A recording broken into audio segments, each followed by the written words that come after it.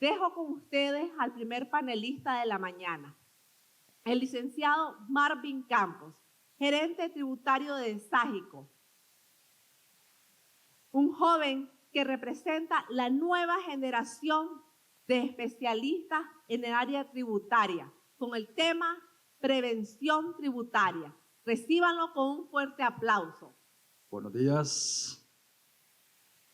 Gracias por la introducción que dio la licenciada Ana María. El día de hoy voy a tener el placer de estar con ustedes, así como he estado en diversas conferencias, charlas, siempre vinculado al tema tributario.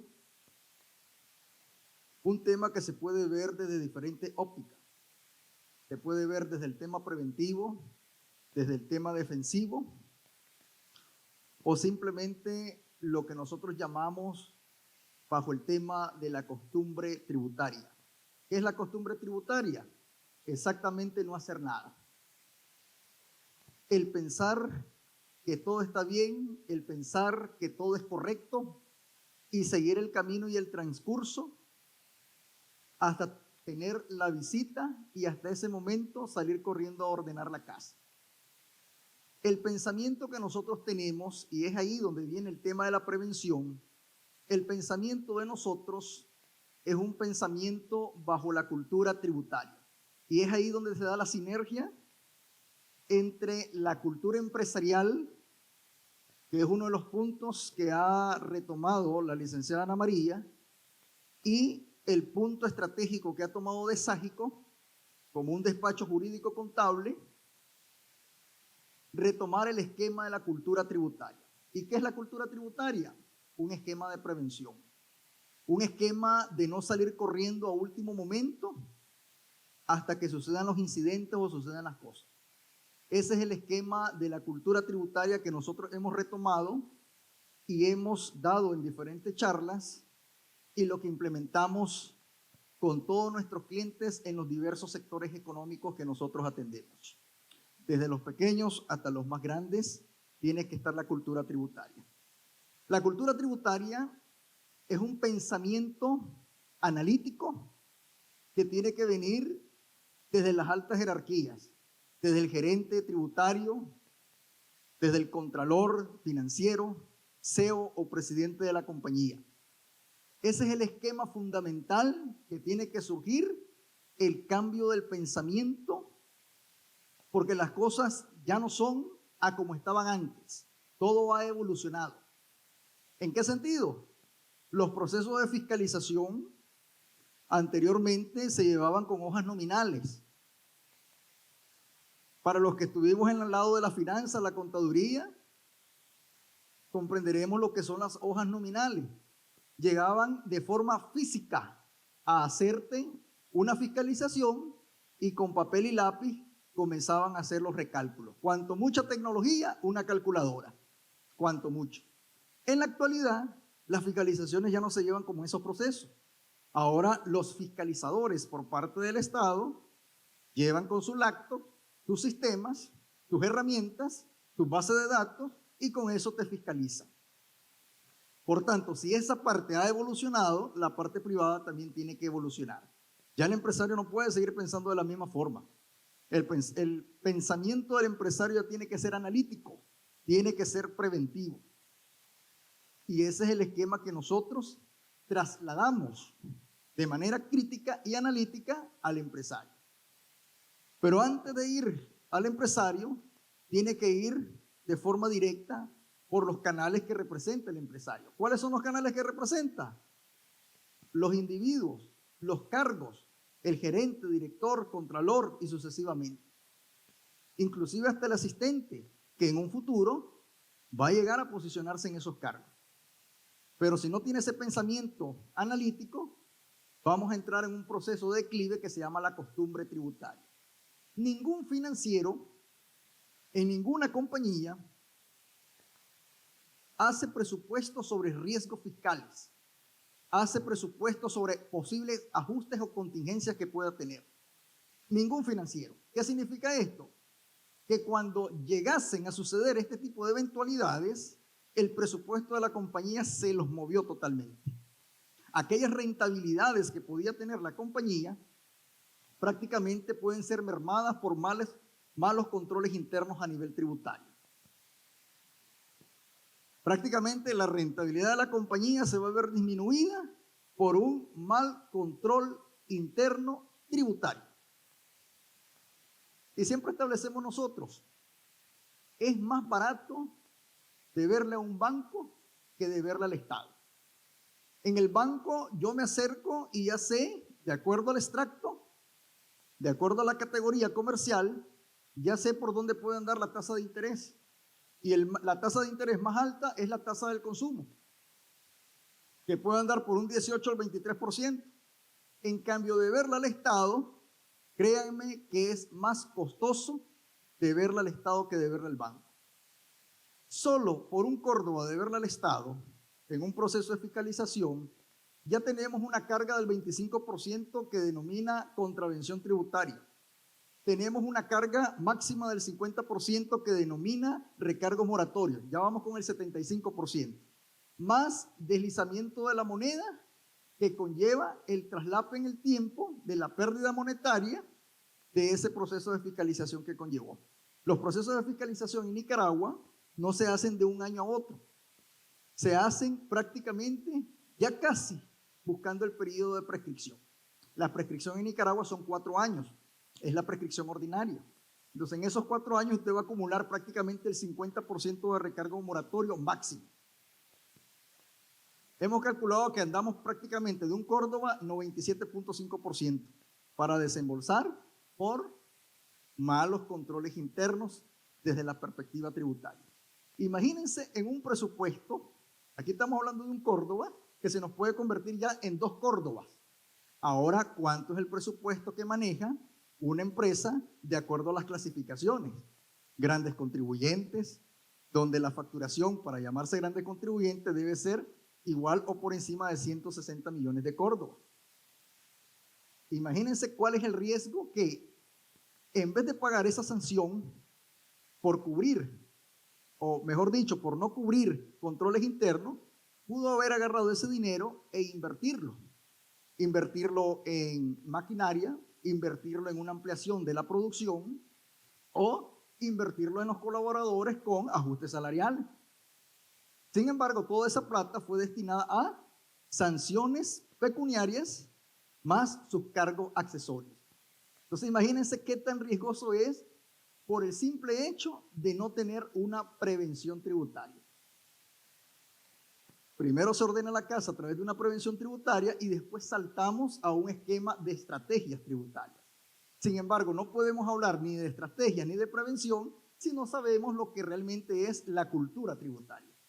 Y eso es lo que venimos a dar en conjunto con Ana María y de Ságico, establecer la cultura tributaria y concientizar a través de ustedes y a través de estas charlas que nos están viendo, concientizar de forma directa que la prevención tributaria se tiene que establecer dentro de las compañías y quitar de por medio lo que se denomina la costumbre tributaria. La costumbre tributaria es lo más peligroso que ustedes pueden hacer bajo un esquema tributario. Pueden tener un orden financiero, pueden tener un orden administrativo, pero si ustedes no piensan en el esquema de tributación, todo el orden administrativo y el orden financiero puede venir en declive. Así que hay que tener mucho cuidado y a través de esto lo que queremos dar son temas de herramientas. Permítanme. Ok. Temas de herramientas. 4 pilares fundamentales de la recaudación, imagínense. Ahorita nosotros vamos a hablar de forma directa de este señor, de la Dirección General de Ingreso a través de las diversas administraciones de renta. Sin embargo, 4 pilares fundamentales de la recaudación son la DGI, DGA, las diversas municipalidades o alcaldías y el tema de seguridad social, que igual van a tener una charla con otro de nuestros especialistas, nuestro gerente legal, vinculado a temas de seguridad social. El costo también de cada una de las fases. Ahorita vamos a ver la prevención en relación a la DGI y lógicamente este esquema de prevención se puede aplicar al resto de entidades recaudatorias. Por tanto, para los que están en proceso de emprendimiento, tienen que tomar en consideración lo que es el orden. No pueden arrancar si no tienen orden. No puede ser una motivación del orden. El tema tributario está vinculado no solo a temas de sanciones administrativas, sino que también lo recoge nuestro actual Código Penal. Desde el artículo 300 en adelante está recogido las tipificaciones penales en este tema, lo que es el ilícito, lo que es el delito, lo que es la defraudación y sucesivamente. Sin embargo, el Código Penal no puede ser una motivación para crear orden en la casa. La motivación debe ser en todo momento la prevención, y a través de la prevención vamos a poder controlar las rentabilidades de por medio.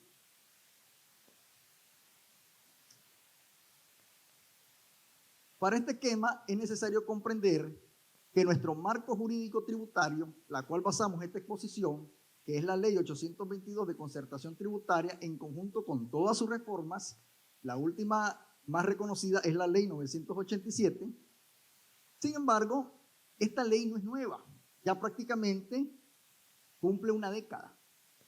Una década de seguir esta línea, una década de estar hablando continuamente de lo que es la prevención tributaria. Y se sigue en lectura esta ley y sigue sorprendiendo a muchos contribuyentes, a muchos de nuestros clientes, cada vez que nos sentamos a conversar en relación a este marco jurídico que está cumpliendo prácticamente 10 años. Por tanto, esto ya es de conocimiento general de muchos contribuyentes. Y aquellos que no conozcan, que están en ese proceso de emprendimiento, este es el momento de conocer que para este efecto de saltar de un emprendimiento hacia un empresario, ser productivo, es necesario conocer las reglas de juego. Por tanto, nuestro marco jurídico tributario clasifica diversos tipos de renta. Vean qué interesante esto. ¿A qué viene esa clasificación? En Nicaragua se está llevando actualmente lo que se denomina un sistema dual, que es la separación de la empresa con el empresario. En otros países más desarrollados se lleva lo que es una línea global. Ya vamos a ver eso. La línea global y la línea dual. Antes nosotros llevábamos lo que era un esquema lineal, que no hacíamos esa separación. Por eso ahí es que vino la reforma, lo que se llamaba antes la ley de equidad fiscal a la ley de concertación tributaria, un suceso de hace prácticamente 10 años. ¿Verdad? Se clasifican en 3 tipos de renta. Lo que se denomina renta del trabajo, es decir, cuando el emprendedor o el empresario contrata, hay una desvinculación de ese tipo de renta. Lo que va a tributar de forma directa esta persona que tiene un contrato laboral o que tiene una vinculación laboral. Eso se llama renta del trabajo. Luego, renta de actividad económica es cuando uno se acerca a hacer las formalidades en las distintas administraciones de renta, llega a hacer las formalidades, se inscribe y estipula cuál es su actividad económica. Y ahí hay que tener mucho cuidado y enfocado al emprendedor. Cuando usted se acerca a la administración de renta, usted tiene que estar claro de cuál es la actividad de su negocio. ¿A qué me voy a dedicar? Me voy a dedicar a la venta de galletas, me voy a dedicar a un servicio profesional, me voy a dedicar X o Y actividad, esa es la que se tiene que inscribir. Así que hay que tener mucho cuidado. Esa inscripción está abierta tanto a persona natural como a persona jurídica. ¿Cuál es la diferencia entre la natural y la jurídica? Es simple. La jurídica conlleva una inscripción ante el registro público mercantil a través de lo que se denomina el acta de constitución. La persona natural simplemente llega a la administración de renta, presenta su cédula y a cambio de esa inscripción le dan un carnet, en este caso le dan una fotocopia de un carnet debidamente sellado que se llama el RUC. ¿Qué es el RUC? Igual que la cédula, es una identificación. Identificación que ahora sí somos contribuyentes directos. A eso se le llama renta de actividad económica, a lo que realmente me estoy dedicando. En cambio, rentas de capital, ganancias y pérdida de capital, prácticamente es algo que puedo obtener renta, puedo explotar la renta, pero no me dedico a eso. Ejemplo, bueno, yo tengo mi actividad económica, puedo tener un espacio en mi oficina y me dedico a alquilarla, pero ese alquiler no está inscrito en la administración de renta. O puedo tener de repente algún bien y procedo a vender ese bien. Técnicamente se le llama enajenar ese bien. No me dedico a enajenar ese tipo de bienes, a menos que sea una casa comercial o a menos que sea un autolote, me dedico a eso. La actividad económica en el momento de inscripción es fundamental porque va a determinar cuál va a ser la carga fiscal que usted va a tener dentro de esa actividad. Eso es fundamental y hay que tener mucho cuidado. Sin embargo, también hay que tener cuidado que una vez inscrito, tenemos que determinar a qué sector comercial nosotros vamos a pertenecer. Podemos pertenecer a un tema productivo, a un tema de agricultura. No importa el sector comercial en el tema tributario, siempre y cuando esa sea su actividad comercial. ¿Por qué hago mención al sector comercial? Cuando estén con nuestro gerente legal, van a ver la importancia también del sector comercial y puede tocar el esquema de los salarios en dependencia del tipo de sector que esté vinculado. Pero esa ya es la charla que le toca al gerente legal de DESAGI. Toda acción que ustedes realicen, tienen que tener cuidado en un esquema de cumplimiento. Esto es una solemnidad denominada poderes de representación. Si ustedes ya están legalmente constituidos, el hecho de estar constituidos, en ese momento ustedes tienen una representación legal. Sin embargo, ustedes pueden delegar dichos procesos o delegar dichas funciones a través de poderes.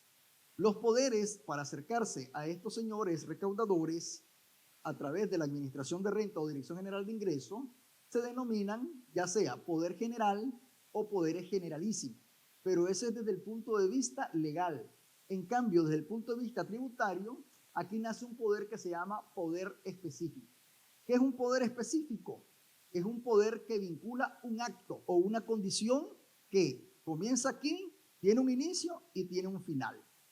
Ejemplo, necesito un poder específico para hacer cierto trámite. El trámite inicia y el trámite termina. A eso se le llama un poder específico, que no necesita necesariamente una inscripción, a como sucede con el poder general o generalista.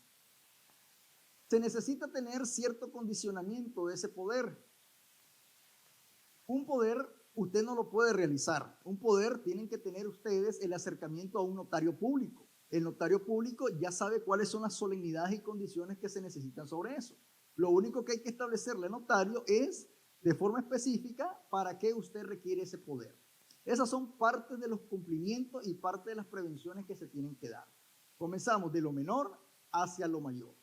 Todo poder tiene que constituir, y aquí ya viene la aportación tributaria, tiene que constituir un esquema de timbres fiscales. No se puede perder ese esquema de timbres fiscales. Nosotros vamos a dejar la cantidad de timbres fiscales que existe en nuestro marco jurídico y los actos que involucran dichos timbres fiscales. En el caso de esta presentación, nos interesa el esquema de poderes especiales y generales judiciales, que tiene un valor de 90 córdobas por cada poder que ustedes realicen.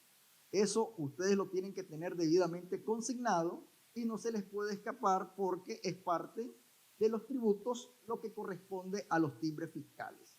Si ustedes no llevan timbres fiscales en escrituras o poderes que lo tienen que llevar, simplemente ese poder no es reconocido. Cuando se presentan esquemas de fotocopias simples. Ahora sí. Herramientas que ustedes tienen que tomar en consideración al momento de estar enfrente a una compañía. Ustedes pueden decir, bueno, mi compañía tiene pérdidas al inicio o mi compañía tiene cierto grado de rentabilidades. Entonces hay que separar dos cosas.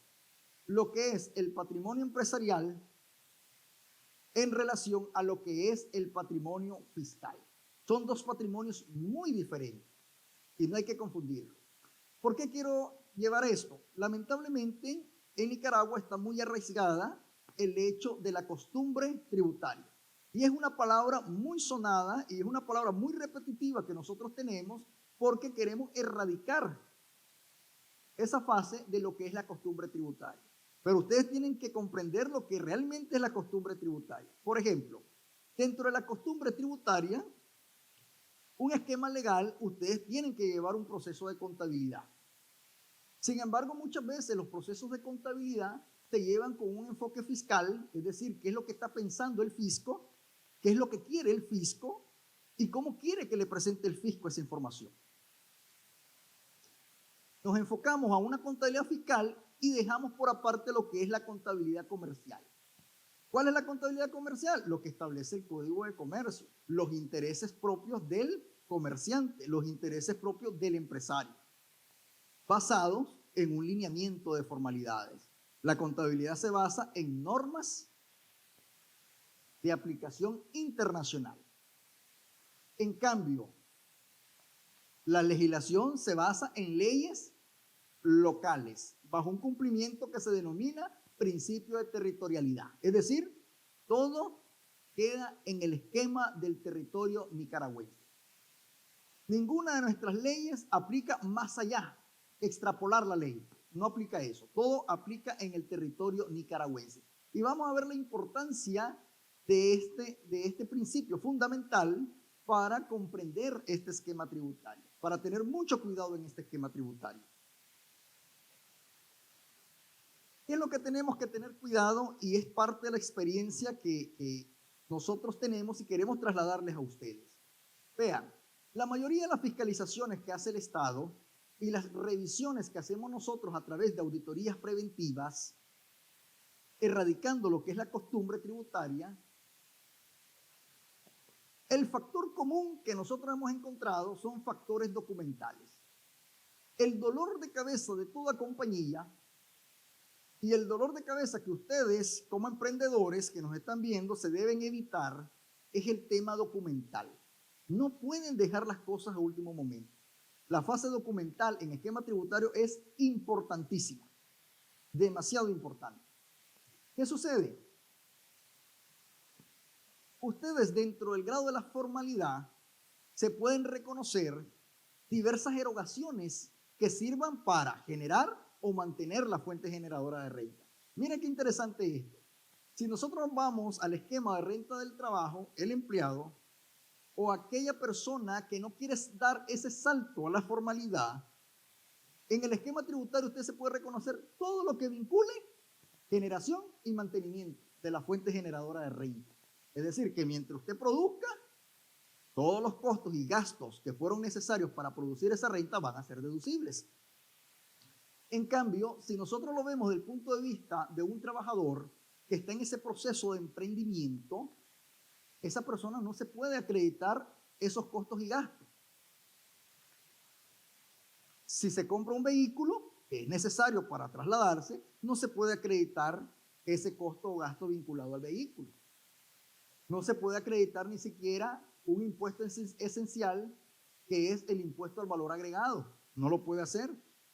Todo se lo lleva a nivel consumo. ¿Se imaginan la importancia de eso? Imagínense que las empresas, las entidades jurídicas y personas naturales que ya están inscritas y están realizando este tipo de actos o actividades económicas, si compran un vehículo, ellos tienen derecho a acreditarse, a deducirse ese gasto, pero también a acreditarse el IVA. En cambio, usted que está en el grado de informalidad, si usted compra un vehículo, ese IVA que le están trasladando, usted lo termina pagando, pero a nivel de consumo.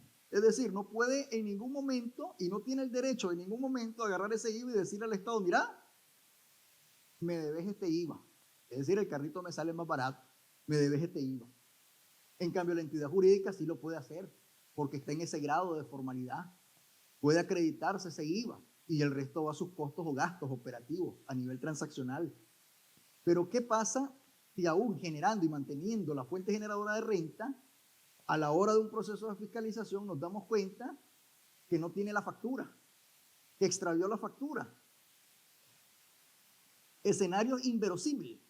Le escucho.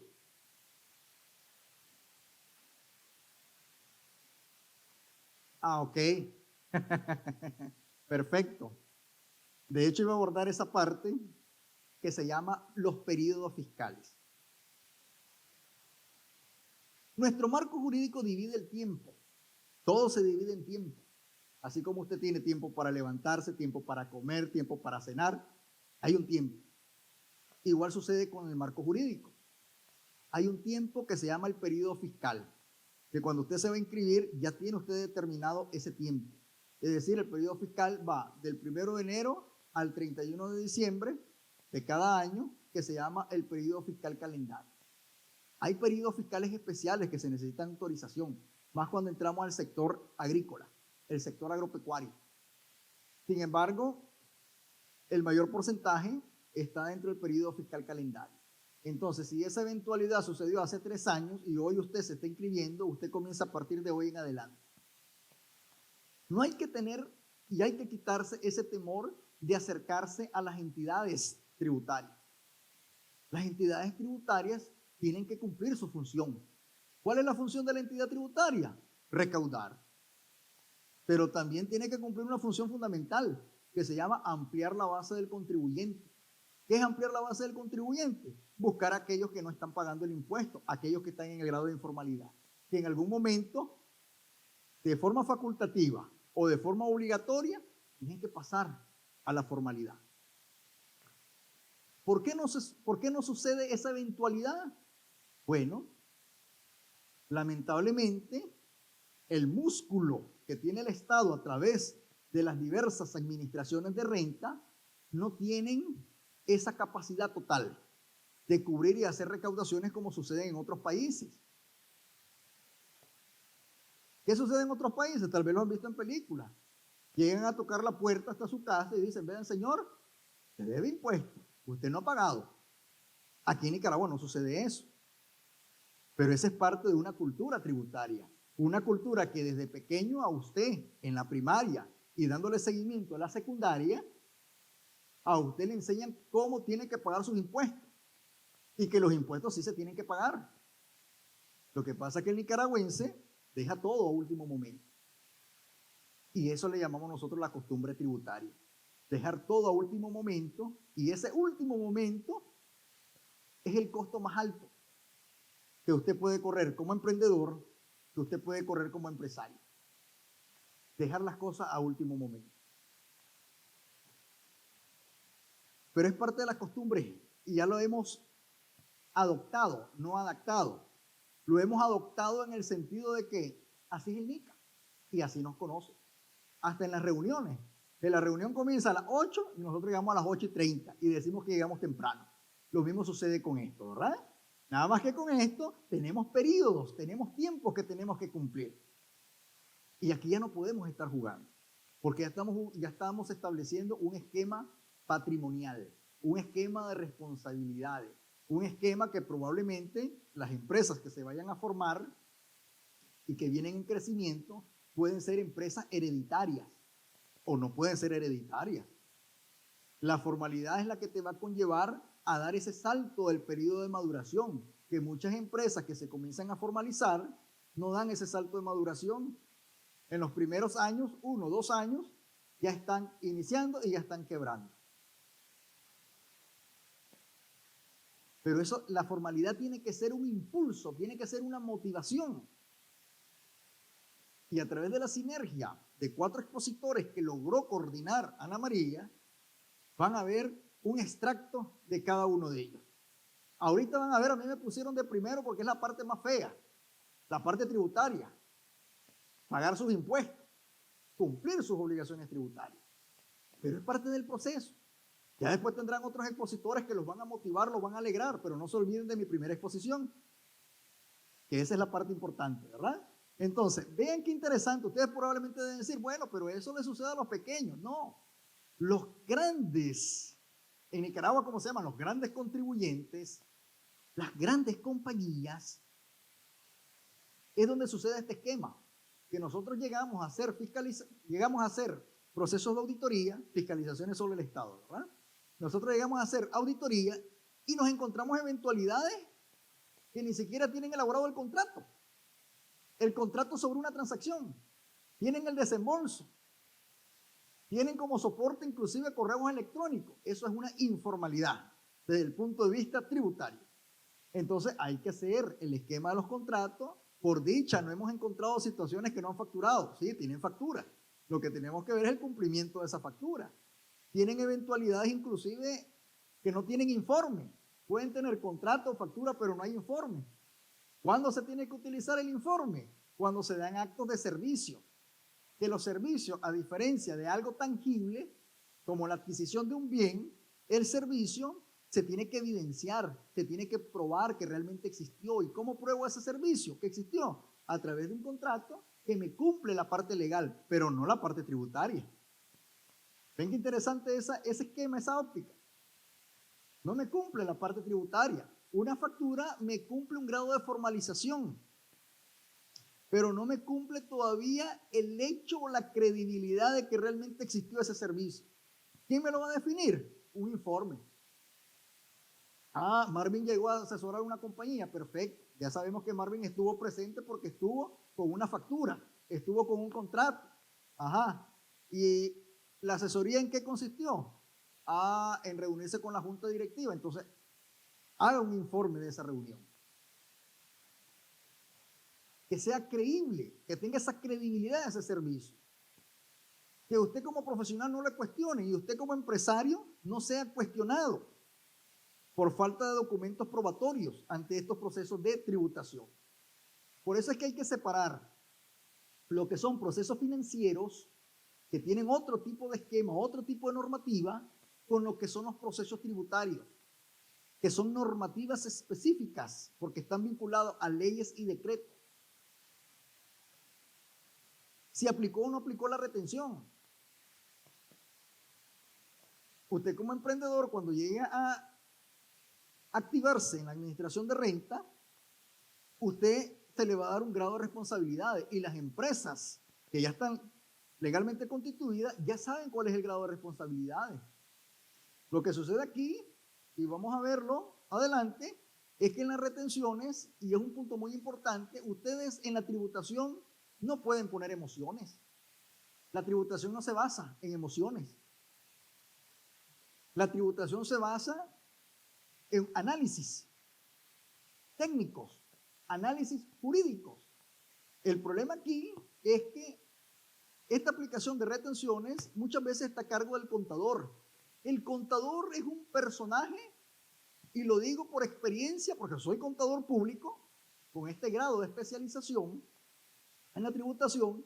Sin embargo, el contador público es un personaje que en vez de ser un especialista se convierte en un todólogo. Él ve temas de recursos humanos, él ve temas financieros, él ve temas tributarios, municipales, aduanales y todo ve. Pero tiene que haber una separación y el empresario no puede hacer una recarga o una carga al contador por un esquema, no sé si a esto llamarle en tema de la parte financiera, que ya es el terreno de forma directa en amarilla, llamarle un ahorro, utilizar a un todólogo. Un todólogo es el especialista en todo.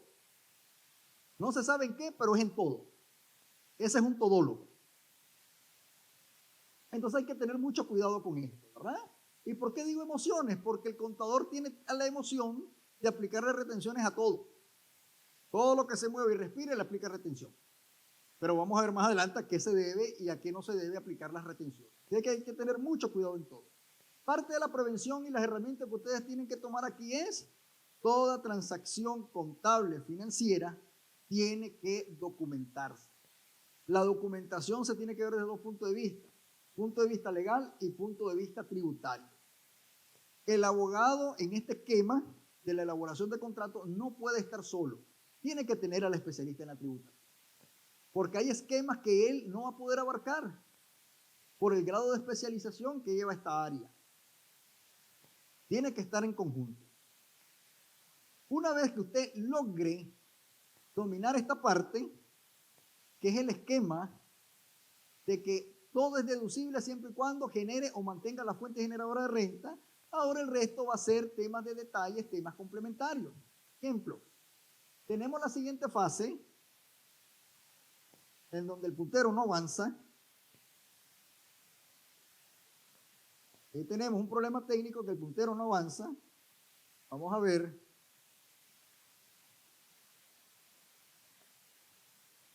Si me colaboran. Entonces hay que tener mucho cuidado en todos esos esquemas. Esos esquemas, lamentablemente, es un esquema de inversión de tiempo. El empresario tiene que invertir tiempo. Y sabemos que el tiempo conlleva un costo. Ah, pero es muy costoso el hecho de que el empresario comience a invertir en este esquema. Es más costoso las sanciones que puede poner el Estado. Eso sí es costoso. Y en dependencia, ¿qué tipo de entidad? Porque en el caso de la DGI son sanciones pecuniarias, sanciones económicas. En el caso de la DGA, puede convertirse en un tema de defraudación aduanal. Es decir, su mercancía puede ser retenida y puede pasar a subasta. Las alcaldías es otro hecho. Sanciones hasta el 100%. Un desgaste económico innecesario. Ok. Ustedes en sus negocios van a producir costos. ¿Qué es lo que tienen que tener cuidado de esos costos? Algo simple. Todo ingreso tiene que tener relación con costos. No puede existir costo sin que esté de la mano de un ingreso. Es ilógico que exista un ingreso y no tenga costo. Asimismo, es ilógico que exista un costo y no tenga ingreso. Todo tiene que estar correlacionado. Todo tiene que hacer match. Ahora hay que documentar esos costos. Si realmente existen esos costos. Y cuando decimos existen, es que se encuentren debidamente documentados para llamarles costos deducibles. Las compañías tienen que saber, dentro de esa relación, cuál es su margen de rentabilidad. Compañía que no conozca su margen de rentabilidad es una compañía que tiene un problema no fiscal, sino financiero. Y bajo la estructura tributaria, se puede calcular rápidamente el margen de comercialización. Ahora, si ese no es un margen de comercialización, entonces va a terminar pagando el costo de lo que conlleva hacer ese cálculo. Ejemplo, tributariamente, el margen de comercialización se calcula la utilidad bruta entre los ingresos de forma rápida. Sin embargo, hay compañías que llevan diversas líneas de negocios o diversas líneas de productos y cada producto tiene un margen de comercialización diferente al otro. Si nosotros hacemos un consolidado, probablemente ese margen de comercialización, de forma teórica, sea más alto que el margen de comercialización que representa su producto. Así que hay que tener mucho cuidado. Es ilógico, pero real, que en una línea de negocio ustedes pueden tener pérdida, perfectamente. Lo que hay que hacer es documentar esas pérdidas. ¿Por qué pueden tener pérdida? Bueno, porque a través de esta línea de negocio, de este producto, mantengo mi producto estrella. O a través de esta línea de negocio, de este producto, mantengo mi marca, mi presencia. Pero tengo que documentar esa eventualidad. Porque de cara al Estado es imposible que usted venda un producto y no tenga rentabilidad. Hay que mostrar, hay que evidenciar, hay que documentar. Y a eso se dedica la prevención tributaria. Pero no vamos a documentar a última hora. Si la declaración o el cierre tiene que ser en diciembre 2023 para este periodo, usted no va a contratar a un asesor el 1 de diciembre para que le resuelva todas las eventualidades que tuvo desde enero hasta diciembre. Y no se asusten. Esto sucede en las grandes compañías. Todos los ajustes, todas las eventualidades, todas las correcciones, la dejan exactamente 20 de diciembre o 28 de diciembre para que se vea bonito. Esto sucede. Pero el emprendedor que está comenzando tiene que tomar esas experiencias de otros que ya sufrieron esos costos y gastos para retomarlo y no cometer esos errores. No es para retomarlo y seguir bajo esa línea de errores. No, tienen que retomarlo para no darle continuidad a ese tipo de errores. Aprendamos de los grandes, de estas grandes compañías, para que vayamos creciendo en el mismo orden de ellos. Y mira qué interesante que estas grandes compañías, ¿qué es lo que implementan? La planeación fiscal. tener sus asesores. Y las pequeñas compañías, o los que están comenzando, lo primero que piensan es contratar a un asesor o contratar a un contador, me va a salir caro. El costo es demasiado alto. Pero el costo que pagan a futuro es más alto que lo que pueden pagar en este presente. Lamentablemente estas situaciones se van a ver, vuelvo a repetir, casi tocando las puertas del periodo de prescripción 4 años. Ya llegando a los 4 años, ya el fisco está tocando sus puertas. ¿Por qué? Porque no van a dejar que esa obligación prescriba. La tienen que revisar. Y tienen que ver cuál es la cuantía. Recuerden, el Estado a través de las administraciones de renta cumplen 2 funcionalidades: recaudar y ampliar la base del contribuyente. Ok, seguimos. Parece que esto ya agarró costumbre de no avanzar. Por favor, verifiquen. Ahí está.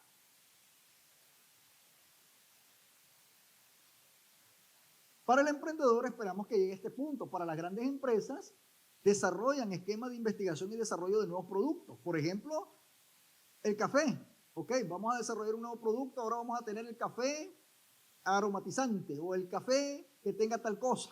Distintos sabores. El café sabor vainilla. Para llegar a ese producto final se tuvo que haber hecho una investigación, si vale la pena, y un desarrollo para darle resultado a esa investigación. Pero si esa investigación y desarrollo no tiene una rentabilidad, eso no es reconocido fiscalmente. Mantenemos la misma línea, generar o mantener la fuente generadora de renta. Ya esto que nosotros estamos viendo simplemente son ejemplos. Veamos, la contratación de personal, un punto muy importante. Las empresas pueden contratar el personal, perfecto, pueden hacer los contratos laborales, excelente, pero tienen que tomar las herramientas necesarias que lo que está contratado se vincule con su información financiera. Si a Marvin le estás pagando 10.000 córdobas, ok, los salarios en la parte financiera son 10.000 córdobas. Y lo que está en la parte financiera es lo que está cargado a seguridad social, 10.000 córdobas. Aquí no se vale la famosa bola de nieve que causa un riesgo fiscal. ¿Cuál es el riesgo fiscal o la bola de nieve que nosotros identificamos? Aquellos pequeños empresarios que se la quieren pasar de vivo. A Marvin lo contratas por 10.000, pero a seguridad social le voy a pagar menos para que salgamos ganando. No, esto no aplica aquí. ¿Por qué? Si ustedes se fijan aquí bajo este esquema, la contabilidad y en la parte tributaria, hay muchos reportes que tienen que pegar. Hay muchos reportes que tienen que cuadrar. No es cosa de solo el desembolso, reportamos menos, vos te quedas callado, yo me quedo callado y hacemos una simulación. No, todo esto tiene que hacer un match.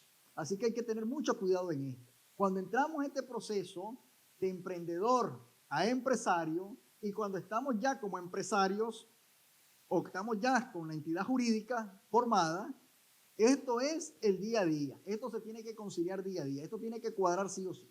Ahí no hay vuelta de hoja de pasársela de vivo. ¿Se pueden cometer errores? Sí, se pueden cometer errores y omisiones. Por eso está el esquema preventivo para detectar, identificar esos riesgos y a través de la prevención tributaria mitigar o subsanar esos riesgos. Pero no esperar a último momento que venga el Estado y te diga, aquí cometiste un error y sobre este error no me pagaste esto y sobre esto que no me pagaste, ahora sí, vienen las sanciones y los cargos accesorios. Que ya hablamos, 50% más 25% más deslizamiento de la moneda y sucesivamente, ¿verdad? Entonces hay que tener mucho cuidado. Y el peor escenario es en el empresario cuando viene y dice 4 años después, es que el que llevaba eso ya no está. Y el nuevo viene con la misma línea del anterior. Eso se llama costumbre tributaria. Esa costumbre se tiene que erradicar. El que está tiene que saber qué es lo que le trasladaron o qué es lo que está asumiendo y reportar de forma inmediata para liberar responsabilidades. Tema de la seguridad totalmente deducible. Aquí no quiero profundizar porque lo va a abarcar el gerente legal. ¿Qué es lo otro importante de esta documentación? Un dolor de cabeza para todas las empresas, la creación de políticas. Para el emprendedor, tiene que crear políticas. Y no es que usted va a crear de forma directa las políticas, no. Hay especialistas en estas áreas. Hay buenos ingenieros industriales que pueden crear estas políticas. Estructura, presentación y todo. No es el contador el que va a salir corriendo a crear la política. No. Tiene que crear una política sólida, una política que tenga una misión, una visión y a quién va aplicada esa política. Por la compra de un activo, tiene que haber una política. ¿A qué le llamas activo? ¿Cuánto es el periodo de desgaste de ese activo? Y sucesivamente. Por ejemplo, cuando nosotros nos metemos al tema de los activos, un punto muy importante es que cuando vemos el grado de desgaste, que es la depreciación, muchas veces estas depreciaciones son vinculadas a esquemas tributarios y no a esquemas financieros. Por ejemplo, una computadora, la parte tributaria, el marco jurídico establece que la computadora se deprecia en un periodo de 2 años. Vamos a la parte financiera y vemos la depreciación de 2 años. Eso se llama una contabilidad fiscal. La computadora se va a depreciar de acuerdo a la política establecida política establecida en base al criterio profesional. La computadora se puede depreciar a 3 años. ¿Quién me lo impide?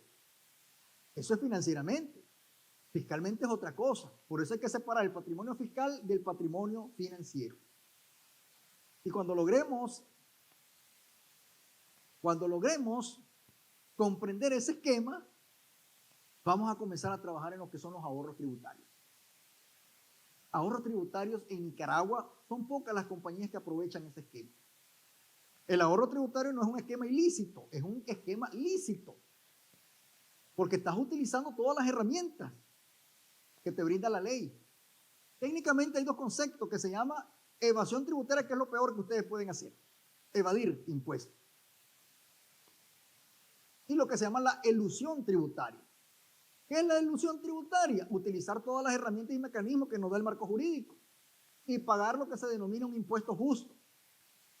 ¿A qué se denomina impuesto justo? A no pagar más, pero tampoco pagar menos. Pagar lo que se debe, lo que corresponde. Y ese es un esquema de la prevención tributaria. Pagar lo correcto. Pero caer en un esquema de la evasión tributaria, nosotros le decimos que es una estrategia tonta con patitas muy cortas. Porque si ya te metiste a esto de evasión tributaria, vas a seguir haciendo más evasión tributaria para tapar el hueco que dejaste anteriormente. Y esto se te va a ir convirtiendo en una bola de nieve que créanme que eso no es rentable. No es viable trabajar en eso. Y si usted, contador, ya está metido en este esquema, comienza a liberar sus responsabilidades. Comienza a trabajar en orden, comienza a comunicar, que es uno de los puntos muy importantes en estos esquemas.